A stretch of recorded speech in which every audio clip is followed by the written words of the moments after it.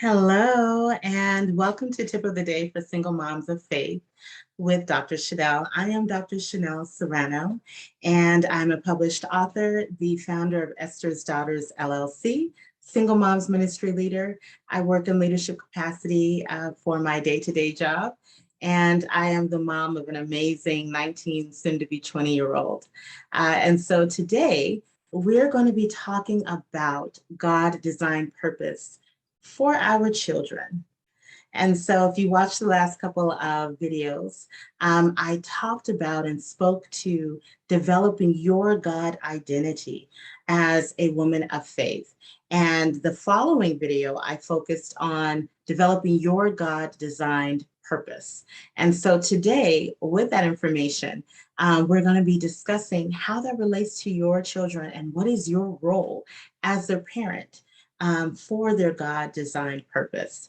And so the first thing that I wanted to share as I'm giving tips is number one, being mindful and knowing what are the spiritual gifts for your children.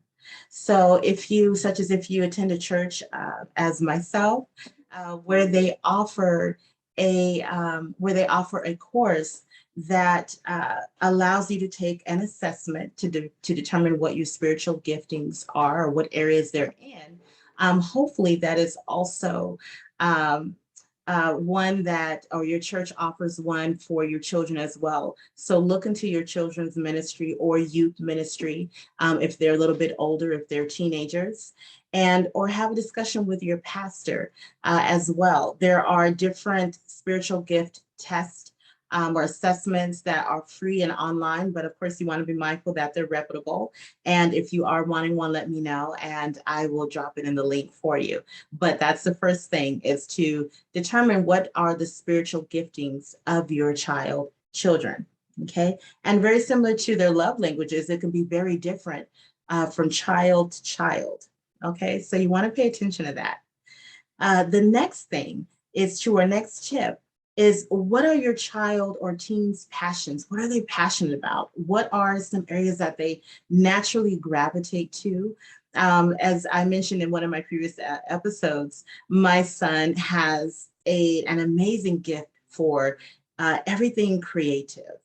From video editing, that's his first love, to writing, directing, producing. So he has a couple of YouTube channels that is becoming a business. He's an entrepreneur.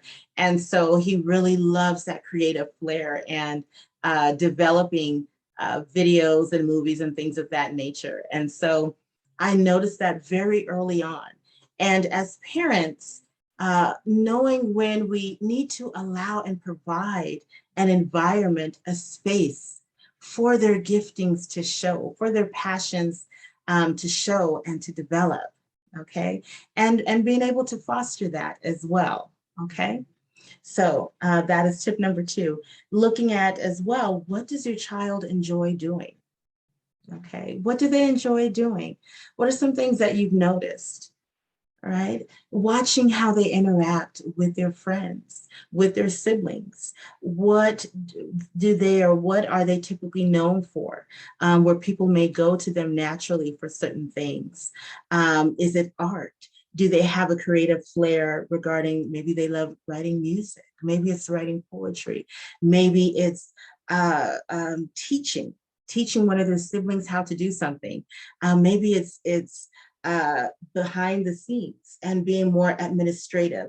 They love to see their friends shine or to see their siblings shine or take the lead in a particular area, but they love being behind the scenes and making sure that everything is just in the right place, okay? So paying attention to that.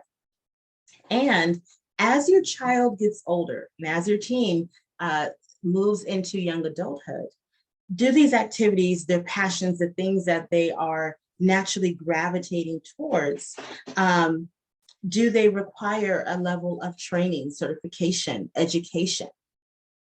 So that, you know, we look into maybe community college, look into university.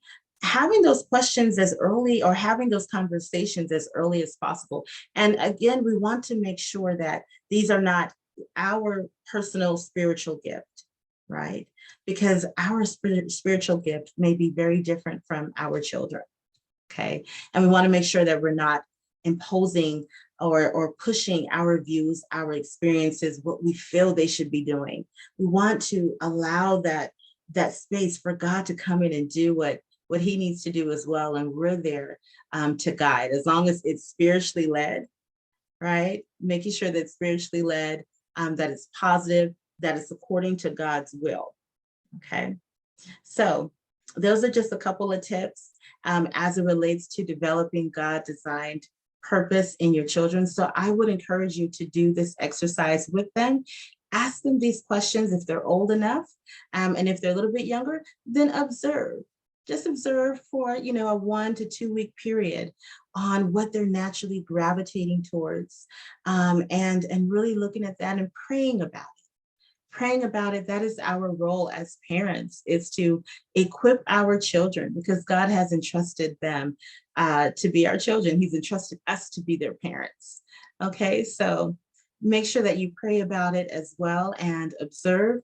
And I invite you to invite them into conversation as it relates to developing their God-designed purpose. So I hope this was helpful. If you have any comments, feel free to drop me a comment, whether in YouTube, my Instagram, or my Facebook, or even LinkedIn. I look forward to chatting with you. God bless, stay safe, and remember, parenting is not a destination, it is a journey. Take care, everyone.